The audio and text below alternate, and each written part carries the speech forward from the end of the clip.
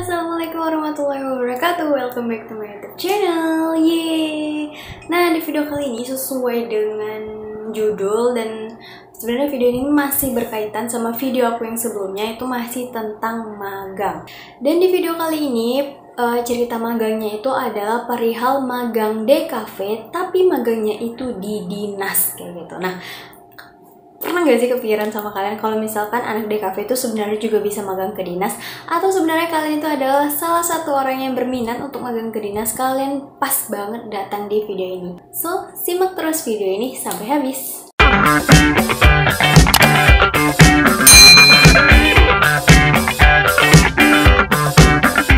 Nah, untuk pengalaman sebenarnya video ini akan lebih bercerita gimana perjalanan aku bisa sampai magang ke sana.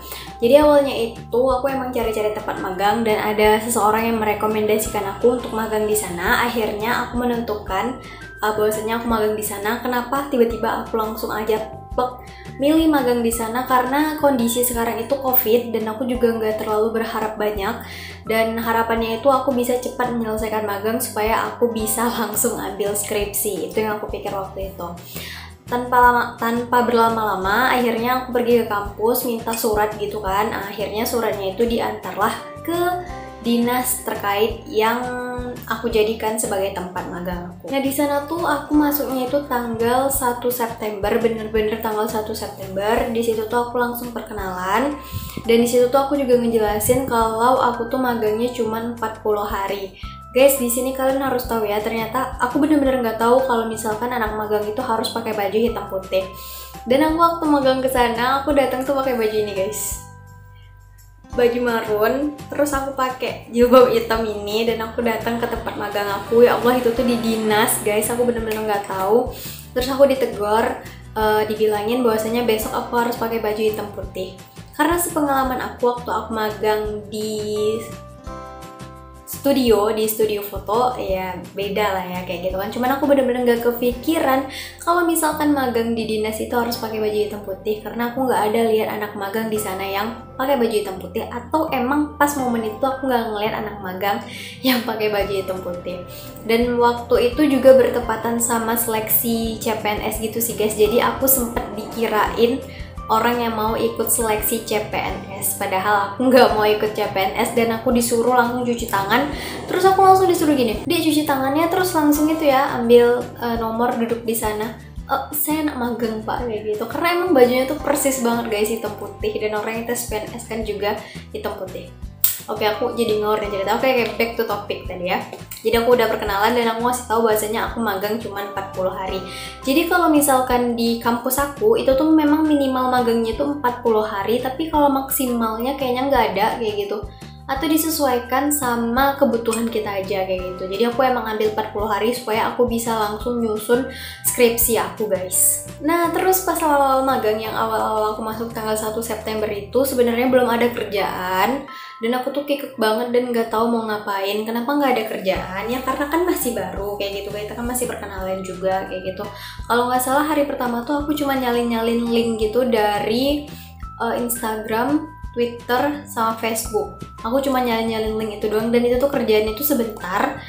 Ya setelah itu aku kayak kikuk, nggak tahu ngapa-ngapain, mau ngapa-ngapain, dan aku juga nggak bawa laptop pada hari itu. Dan akhirnya aku dikasih tahu untuk hari berikutnya itu pakai laptop kayak gitu. Jadi emang hari pertama magang tuh gak terlalu banyak pekerjaan. Dan kalau misalkan kalian nih yang baru pertama kali magang, aku saranin misalkan emang gak ada kerjaan, kalian boleh tanya atau kalian tunggu aja kayak gitu. Waktu itu aku lebih kayak tunggu aja sih kayak gitu, karena aku tipe kalau orang yang juga kayak segan dan malu gitu mau bertanya kayak gitu. Jujur aku emang malu banget mau bertanya, dan karena aku magangnya tuh sendiri loh guys. Jadi aku magang di dinas itu tuh sendiri, emang nggak ada teman aku di sana. Kenapa nggak ada teman?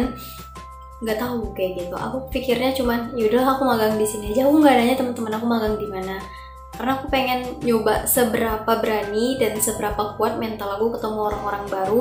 Dan itu lingkungannya itu emang lingkungan orang dewasa gitu loh guys, yang emang umurnya tuh terpaut jauh gitu dari aku. Dan di situ aku mencoba untuk bisa nggak sih aku tuh berbaur sama orang-orang yang jauh lebih tua dari aku kayak gitu. Sebenarnya lebih ke tantangan untuk diri sendiri aja kayak gitu. Tapi kalau misalkan kalian besok pas magang pengen berdua, bertiga, berlima, berenam, 7, 8 itu terserah, it's okay aja kayak gitu. Tapi lihat-lihat situasi tempat magang kalian juga. Nah terus apa sih kerjaan pertama yang aku dapatin selama aku magang itu, kalau nggak salah aku bikin ucapan kayak mendoakan untuk kesembuhan gitu sih untuk wakil wali kota sama sekretaris daerah. Itu kerjaan aku pertama.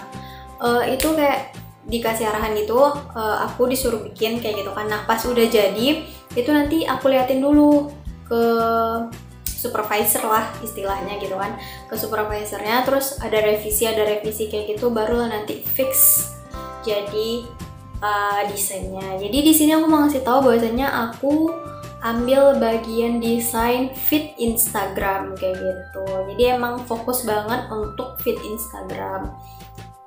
Ada nggak sih kakak ngedesain yang lain? Ada kayak gitu. Aku ngedesain PowerPoint juga, sama aku juga ngedesain infografis. Nah di sini juga aku mau ngasih tahu ke kalian, kerjaan kita tuh selama aku di dinas itu nggak setiap hari ada, karena memang COVID ya guys. Karena memang bagian bidang aku tuh sebenarnya ada bagian liputan, cuman karena COVID itu tuh terkendala. Alhasil kerjaan aku tuh nggak setiap hari ada. Nah di sini tuh lebih ke inisiatif gitu loh. Jadi kalau misalkan emang nggak ada kerjaan, kalian bisa cari informasi-informasi, dan kebetulan ini COVID, aku tuh banyak nyari informasi-informasi terkait COVID. Dan nanti aku bikinkan feed Instagramnya. Kenapa demikian? Karena laporan akhir untuk magang anak DKV, mungkin juga anak-anak seni kayak gitu ya, yang sejenisnya itu adalah outputnya itu karya. Jadi selama kalian magang itu apa aja yang kalian buat, gimana proses pembuatannya, itu akan dicantumkan ke laporan. Nah jangan sampai nih karena emang gak ada kerjaan, kalian gak ngapa-ngapain, alhasil ini laporan magang kalian tuh kosong gitu, karyanya gak ada. Aku gak saranin banget guys. Jadi berinisiatiflah untuk membuat karya, atau bertanya gitu, kira-kira ada nggak sih yang bisa dibantu kayak gitu. Jadi inisiatif aku sendiri sih, kayak aku cari-cari informasi terkait COVID, entah itu di Dinkes, entah itu di covid.go.id ya kalau nggak salah, itu juga aku baca-baca, terus aku jadiin ke feed Instagram supaya bisa mengedukasi masyarakat terkait COVID. Nah, terus apa aja yang aku buat selama aku magang? Tadi aku juga udah sempat bahas sedikit ya. Di sini aku bakal bahas detail. Jadi pertama itu aku bikin pamflet Instagram. Pamflet Instagram ini banyaknya sebenarnya lebih ke COVID, terus tentang hari-hari besar kayak gitu. Terus juga tentang apa lagi ya, kayak ayo pakai masker, terus penghindaran COVID. Pokoknya yang kayak gitu banyak banget pamflet Instagramnya. Terus juga pokoknya semua yang berhubungan dengan COVID lah kayak gitu. Nanti aku bakal tunjukin contoh karya-karya yang aku buat ke kalian supaya ini bisa jadi gambaran kalian buat kalian yang pengen magang. Terus aku juga bikin desain PowerPoint kayak gitu. Jadi emang waktu itu pas banget momennya. Di situ tuh ada kayak sebuah acara gitu, dan waktu itu aku diminta untuk ngebantu bikin desain PowerPoint-nya. Dan sebenarnya itu tuh layoutnya itu udah dibuat gitu dari kantornya, emang ada gitu yang layout.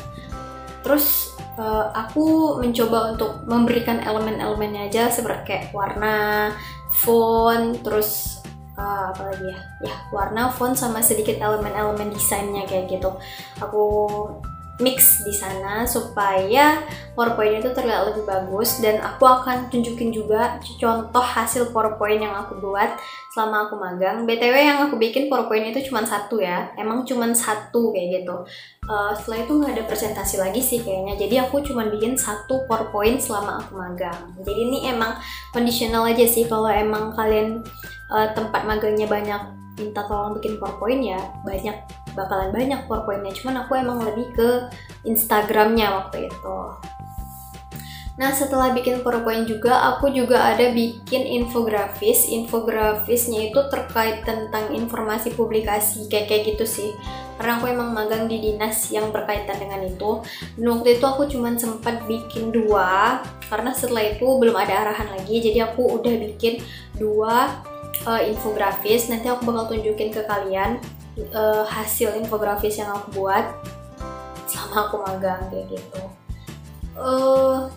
Kalau untuk infografis ini nanti kalian kan bakal lihat tuh infografisnya. Sebenarnya yang kalian lihat itu aku lebih ngambil ke icon-icon aja, terus aku susun, terus disesuaikan layoutnya disesuaikan sama informasi yang mau kita berikan. BTW di DKV ini ada belajar ya, yang bagian infografis kalau nggak salah desain informasi visual, itu kita belajar tentang infografis kayak gitu. Terus untuk jam kerjanya sendiri selama aku magang, aku suka sih bagian yang jam kerja ini, karena kita tuh masuknya tuh hari Senin sampai hari Jumat, itu dari jam 7.30 sampai jam 4 kalau sampai hari Kamis ya.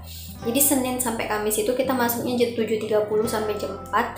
Kalau hari Jumatnya itu jam 7.30 sampai 16.30. Terus waktu istirahatnya itu sekitar jam 12 sampai jam 1 siang kayak gitu. Ya, kayak gitu sih. Selama aku magang. Dan Sabtu Minggunya itu libur. Aku senang banget karena Sabtu Minggu libur. Karena menurut aku magang itu melelahkan karena emang pengaplikasiannya gitu loh, kayak gitu. Nah, aku juga mau ngasih tahu, jadi selama aku magang itu, aku lebih banyak mengaplikasikan ilmu yang aku punya selama aku kuliah. Nah, jadi kayaknya ini juga berguna sih buat teman-teman kayak gitu kan, pertimbangan teman-teman, apalagi yang masih baru gitu kan di dunia perdekafean, atau yang masih baru gitu di multimedia atau sejenis-jenisnya yang kuliah. Aku mau ngasih tahu ke kalian, mungkin ini berguna juga karena aku juga nerapin ini. Jadi sebelum aku magang, aku tuh udah banyak ikut organisasi-organisasi gitu. Mungkin di garis besar video sebelumnya tuh aku juga udah jelasin kalau aku tuh ikut organisasi. Nah, di situ tuh aku menempa skill desain aku kayak gitu. Jadi kayak belajar layout, belajar warna, bikin ini, bikin itu tuh lebih banyak di organisasi, sehingga pas aku magang tuh aku lebih enjoy, lebih tenang, dan gak terlalu kerasa kerusuk gitu sih, kayak gak panik gitu kalau disuruh. Istilahnya tuh udah, insya Allah ilmunya tuh udah mumpuni untuk dibawa ke dunia magang. Jadi kalian bisa nih buat anak DKV yang masih baru, coba apply ilmu kalian tuh di organisasi atau sejenis-sejenisnya, yang jelas kalian tuh bisa menerapkan ilmunya loh. Karena kalau misalkan kalian gak nerapin ilmunya secara langsung atau belajar langsung di kehidupan yang lebih nyata kayak gitu kan, itu kayak kalian bakalan kaku gitu kalau misalkan magang. Soalnya aku udah ngerasain waktu aku SMK sih. Aku bakal ceritain pengalaman magang aku waktu SMK di next video, karena kalau di video ini bakalan terlalu panjang. Jadi kalian coba ikut organisasi supaya nanti skill desain kalian tuh terasa. Awal-awalnya tuh pasti bakalan biasa aja gitu desainnya kan, tapi nanti seiring berjalannya waktu pasti desain kalian tuh makin bagus, aku yakin. Karena kalian udah terbiasa, kalian udah bisa feel, kalian udah ada feel, udah ada rasa bahwasanya layoutnya kayak gini loh bagus, warnanya kayak gini loh bagus, fontnya kira-kira pakai yang ini, terus kayaknya ini kurang seimbang deh, kayaknya ini bagusnya di tengah kayak gini, segala macam. Kalian bisa ngerasainnya itu nanti, pasti kalian bakal ngerasain, asalkan kalian konsisten selama kalian ikut organisasi itu. Dan aku saranin buat kalian yang anak desain gak usah pindah-pindah divisi gitu ya. Kalau misalkan kalian emang pengen mendalami desain yang kalian punya atau menerapi ilmu desain kalian yang kalian dapatkan selama kalian kuliah, pilih aja terus bagian medianya atau bagian kominfonya. Biasanya itu yang megang bagian-bagian desain. Nah, kalian pilih aja itu terus kayak gitu. Jangan pilih-pilih yang lain karena nanti jadinya kayak kurang maksimal gitu penerapan ilmu desainnya. Jadi emang aku nerapin itu sih di organisasi. Semua yang aku ikutin, aku ambil media, ambil kominfo, ya pokoknya ambil itu, atau media kreatif, pokoknya sejenis-jenis itu aku ambil itu. Menurut aku itu berguna banget karena itu akan merangsang otak kita untuk berpikir kreatif, untuk berpikir inovatif, dan berpikir oh kayak gini loh bagusnya, oh kayak gini loh bagusnya, oh bagusnya kita masukin ini kayak gitu. Nah itu bagus banget kalian pelajarin selama kalian di organisasi, dan jangan sia-siakan waktu kalian selama kalian kuliah. Ikutlah organisasi guys, karena aku udah ngerasain sendiri manfaatnya. Oke guys, mungkin itu aja video dari aku hari ini. Semoga video ini bermanfaat dan bisa menambah wawasan kalian, dan juga bisa menambah informasi kalian terkait magang aku selama aku di DKV. So buat kalian yang baru datang di channel ini, jangan lupa like, comment, dan subscribe channel ini supaya aku makin semangat lagi bikin video. Terima kasih.